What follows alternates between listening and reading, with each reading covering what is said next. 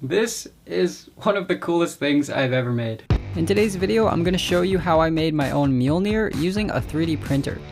Just kidding, I did not use a 3D printer to make this. Believe it or not, this Thor hammer started out as a piece of cardboard. I handcrafted this Thor hammer mostly out of cardboard, which took a lot of time and patience and pain and suffering. What am I doing with my life?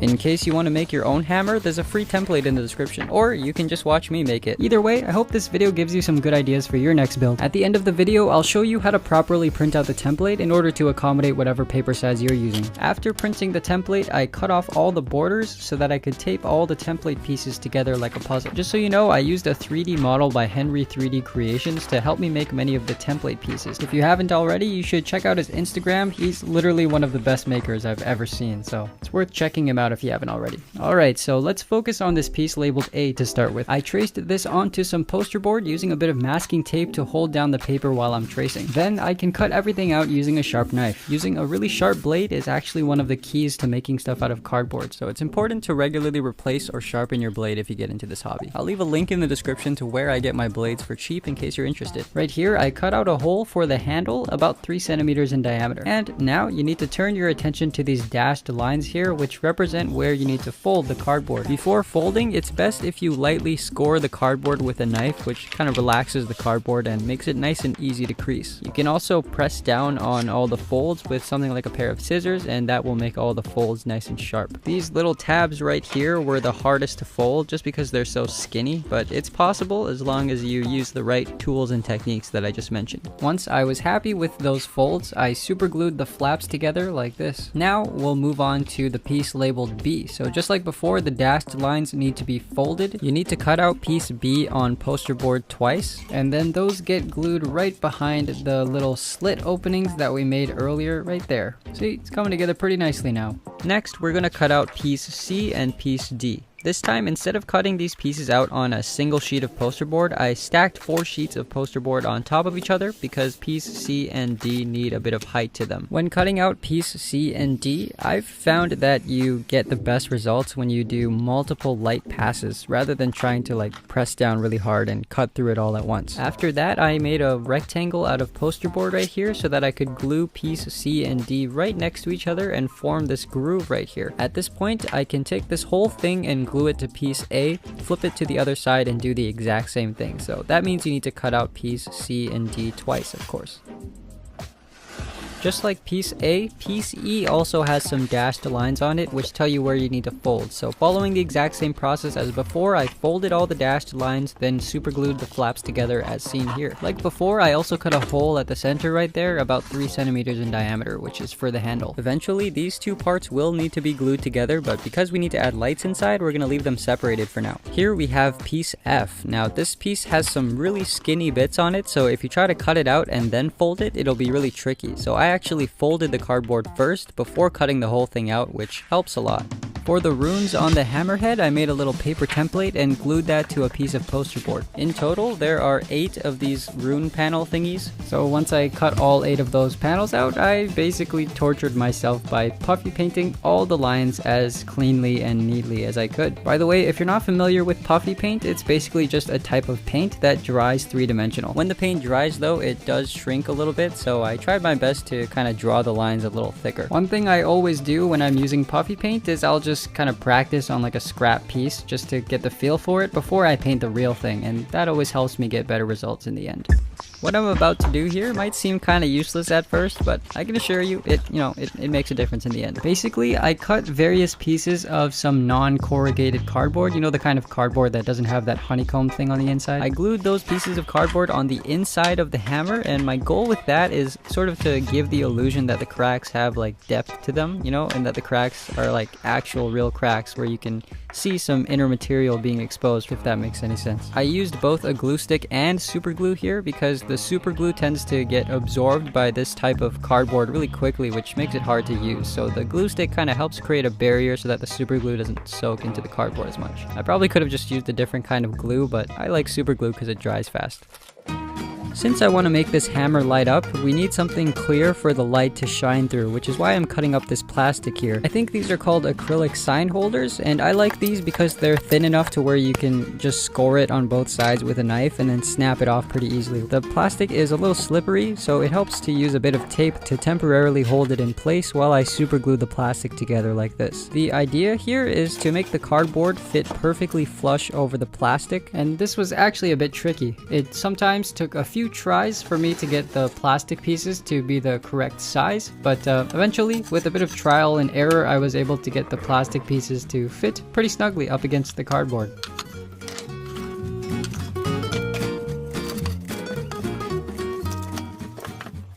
Hey, so I have a really quick announcement to make. I've decided to rebrand my YouTube channel name to Lord Sean's Crafts. What? Why? Huh? Oh, good question. Well, in case this certificate doesn't make it clear, I'm actually a landowner in Scotland now. Based on historic Scottish custom, a landowner in Scotland is referred to as a lord or lady. So you're a landowner in Scotland, which makes you a lord? Yep, I own 1 square foot of land in Scotland, thanks to Established Titles, the sponsor of this video. Established Titles offers a fun novelty gift for you or your loved one. Basically, they allow you to buy at least 1 square foot of dedicated land on a private estate in Edelston, Scotland. Each plot of land comes with an official certificate featuring a crest, a title of lord or lady, and a unique plot number in case you ever want to go visit your piece of land in real life. One thing I like about Established Titles is they actually plant a tree for every single order they get. They work with global charities One Tree Planted and Trees for the Future to support global reforestation efforts. Personally, I think this would be a funny last minute gift, especially if they're hard to shop for. Established Titles has told me that the first 200 of you who use my link below will effectively be next to my plot within a few minutes of walking distance. If you use the code Sean's Crafts, you'll get 10% off, so go to establishedtitles.com/seanscrafts and get your gifts today.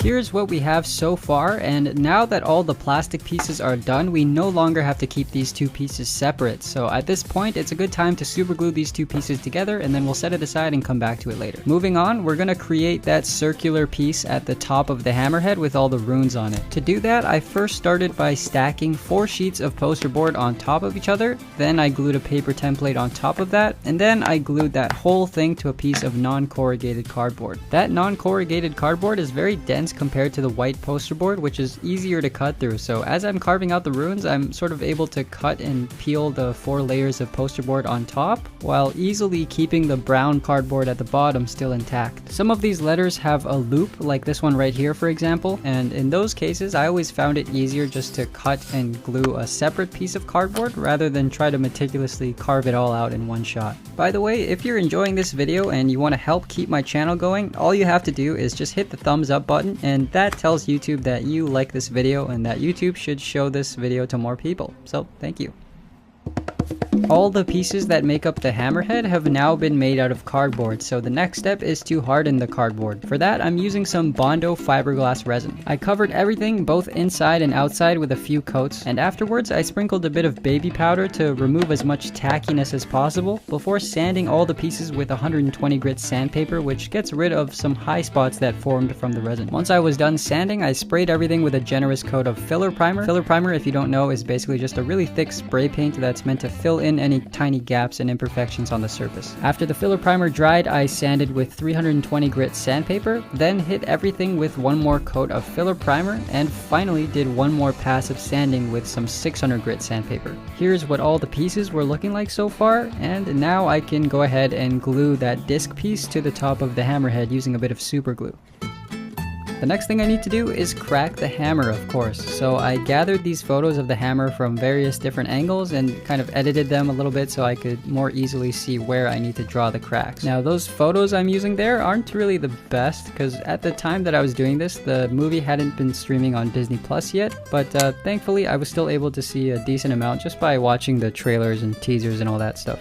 To make the cracks, I start by using a cutoff wheel, which is really good at getting rid of a lot of material quickly, but because of that, it's not so good for achieving like fine detail. So that's where this little burr bit attachment comes in, which is a lot tinier and more nimble, so this bit allows me to add some finer detail to the cracks, as well as hit any spots that the cutoff wheel wasn't able to reach. This looks great, but now all that bare cardboard is exposed, so I decided to add some super glue to all the edges just to prevent them from like delaminating or fraying or peeling basically. And as you can see, I used a needle tip for some of those hard to reach areas. Here are the paints I'm using. These are made by Allclad, and I'm gonna shoot these through a cheap airbrush and compressor kit which I got from Amazon. I did 2 coats of Allclad gloss black base. Then after that I applied a coat of Allclad chrome. Now that 1 ounce bottle of chrome was not enough. I had to buy another 4 ounce bottle of chrome, so keep that in mind if maybe you're planning on using these Allclad paints. After I was happy with the chrome, I went over everything with some Allclad aqua gloss clear. This clear coat will dull the shine of the chrome a little bit, but unfortunately that is kind of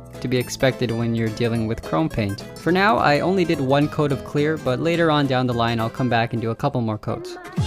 While that was drying, I sanded all the plastic parts with 120 grit sandpaper, and this is basically done in order to diffuse the light, so instead of seeing a bunch of individual LEDs, the light will kind of appear more evenly spread out. I waited for the clear coat to dry to the touch, and then I hot glued all those individual broken pieces of the hammer onto the plastic thing that we made earlier. Because this is all being done by hand, of course there's a ton of room for error, so I wasn't able to get all the edges of the hammerhead to line up perfectly, but I was still pretty satisfied with what I had. Right here, there's one piece that I did not glue onto the plastic, and that is because I am going to cut out a little door for the inside of the hammerhead. Basically, I need some way to be able to easily get in and out of the hammerhead so that I can have access to the battery pack, which will allow me to turn the lights on and off, as well as replace the batteries when they die. As you can see, I attached some little 8x3mm neodymium magnets here, using a bit of super glue and baking soda to keep the magnets stuck in place. And it's time for weathering. I mixed a little bit of water together with some black acrylic paint, and after applying the paint onto the hammer, I can kind of selectively dab and wipe most of the paint away in order to get the desired effect that I'm looking for. And afterwards, I airbrushed another coat of Allclad Aqua Gloss Clear.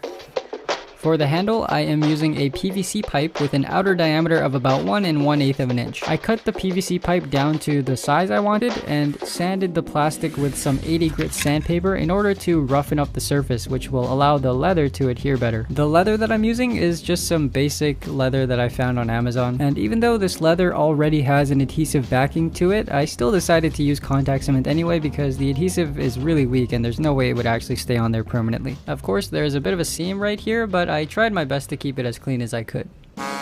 Alright, next we gotta make all those little individual metal rings that wrap around the handle. I rolled some paper around the handle, and then I used a little paper template like this and traced that onto the paper tube. This is not really necessary, but I also slid this cardboard tube inside the paper tube so that I wouldn't crush the paper while I was cutting out the rings. If you don't happen to have a cardboard tube like that, you could also just roll up your own tube out of paper. I coated all the rings in super glue and then sanded everything with 220 grit. I also rounded off some of these edges like this because it would have been too difficult to accurately cut out all those rounded bits by hand. As you can see, at the very top of the handle there is a bit of a wider ring there, so like before, I made this ring out of paper and hardened it with super glue. Then I shaped it using 120 grit sandpaper along with my knife to kind of shave off the end in order to give it like a tapered look. I sanded once again with 120 grit, then more super glue to coat the raw paper, followed by 220 grit sandpaper. And now these paper rings are ready for paint, so I propped all the rings up onto some sticks just like this, and away we go with filler primer. Then 400 grit sandpaper, followed by more filler primer, then 600 grit sandpaper, followed by 2 coats of Allclad Gloss Black Base, followed by Allclad Chrome, and finally 2 coats of Allclad Aqua Gloss Clear. And now the rings are ready to be glued onto the handle. Because the leather is ever so slightly compressible, I'm just barely able to get a needle tip underneath there and put a little drop of super glue on each side of the ring to hold it in place. Next up, let's make the pommel. I'm gonna start with making the bottom of the pommel first and then slowly work my way up from there. As you can see, I wrapped a very thin strip of paper in a spiral pattern in order to create a taper. Now there's a leather strap that's supposed to go at the bottom of the pommel, so I marked and cut out a slit on each side of this piece so that later on I can feed the leather strap through those slits. And afterwards I sanded with 120 grit to try to level out the surface a bit. Right here I rolled up a paper paper tube, and then using the template I cut out this little shape from the paper tube like this. And these two pieces go together like so. In the template you'll find a piece like this, and if you want you can lay some wax paper over top of that and trace the lines with a pencil. These pencil lines can then be easily transferred onto the pommel by using some pressure with a pencil to leave sort of an imprint. Using this wax paper method makes it really easy for me to replicate pretty much the exact same design on both sides of the pommel so that it looks symmetrical. Once I had all the lines on there, I once again used more puffy paint to draw on these lines as seen here. As usual, I coated the pommel in fiberglass resin, sanded with 220 grit, sprayed with filler primer, sanded with 400 grit, sprayed with more filler primer, sanded with 600 grit, and then I can lay down my all-clad. Once this dried, I applied my watered down black acrylic paint, making sure to leave most of the paint settled in the cracks and crevices. And when I was satisfied with the way that looked, I added my second coat of all-clad aqua gloss clear. Next, I'm gonna go ahead and make the leather strap, and for that I used the same exact leather that I used before for the handle. And again, I'm using contact cement here because that seems to be the strongest and most flexible glue for this application. I super glued the leather strap to the pommel, and now the pommel is finished, so I can mix up some 5-minute epoxy and use that to permanently attach the pommel to the rest of the handle. The lights inside the hammer are just these battery-powered LED strips that I found on Amazon. Of course, I'll make sure to leave a link below to where I got these. As you can see, I made a little cardboard box that I could glue all the LEDs onto, and this cardboard box was made simply by printing that hammerhead template at 50%, which I found was the perfect size and leaves enough room for the battery pack to fit inside the hammerhead as well. I hot glued that cardboard box onto the handle, and then I attached some magnets to the battery pack using super glue and baking soda. The baking soda is nice because it makes the super glue dry almost instantly and also makes for a stronger bond too. And of course, by adding these magnets, I can easily take the battery pack in and out of the hammerhead whenever I need to replace the batteries. I went ahead and mixed up some more 5-minute epoxy and used that to attach the handle to the hammerhead. And these two pieces can finally be glued onto the hammerhead now that the LEDs are inside. At this point, I decided to add some light damage to the hammer using a bit of sandpaper. And of course, I don't want to overdo this part or anything. I just want to add some very subtle imperfections on the surface, as I think this makes it look more like real metal. Finally, I brushed on one last coat of all-clad aqua gloss clear, and then I was finished.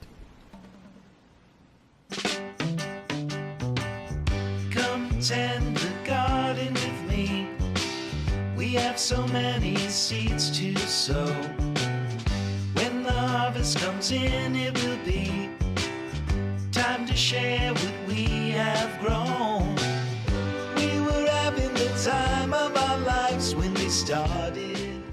As promised, I'm now going to show you how to properly print out the template. So first, you need to download Adobe Acrobat Reader. There's a link in the description to where you can download this for free, and it only takes like 2 minutes to download. After you've downloaded the template, you'll notice that there's 3 files here: template number 1, template number 2, and template number 3. Right click on template number 1, then open with Adobe Acrobat Reader DC. Click the printer icon, select the poster format, then set the overlap to 0. Also, make sure the tile scale is set to 100%. After that, you want to specify what type of paper you're using. It's probably either A4 or US letter, but for me it's US letter. And now it's ready to print. If you would like to print this template smaller so that you can make that little box with the LEDs, just follow the exact same steps except click size instead of poster and change the custom scale to 50%. On the right you'll see a preview for what you're printing, and if for whatever reason the template pieces are getting cut off the page, you can always just print in the poster format, which prints using multiple pieces of paper in the case that what you're printing doesn't fit on a single sheet. For template number 2 and template number 3, they should be able to fit on a single sheet of paper, so you can just click size, make sure the scale is set to 100%, and specify what type of paper you're using. And it's that simple. If you liked this video, then you might like my previous video too, where I made a Moon Knight mask, so click the screen right here if you want to watch that. Thank you very much to my patrons for supporting me on Patreon, and thank you for watching. When we started